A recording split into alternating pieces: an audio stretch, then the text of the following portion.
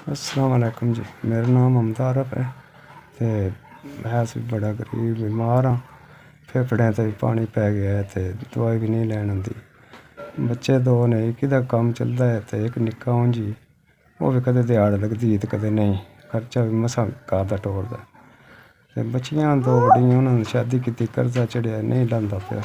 6-7 लाख रुपया हो गया ते दवाई जगह को सारी रात बह के कड्ढना उन्हें ते मेरे पेट च पानी पै गया फेफड़ियां ते, ना मैं उठ सकना ना टुर सकना।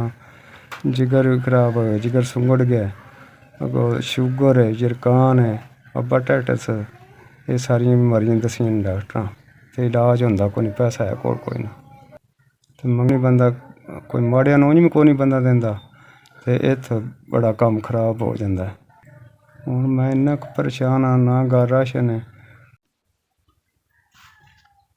ਤੁਹਾਡੀ बड़ी मेहरबानी, ਤੁਹਾਡਾ भेजिया 5000 रुपया पहुँच गया मेरे कोल ते बड़ा तंग हाँ मैं, बीमार हाँ 2 सालों तो। मेहरबानी अल्लाह ताला तुहानू चोखा देवे, अल्लाह ताला जेह्ड़ा ना कबूल करे तुहाडा भेजिया पैसा। बड़ा शुक्रिया अदा करना जेह्ड़ा 5000 तुसें भेजिया है।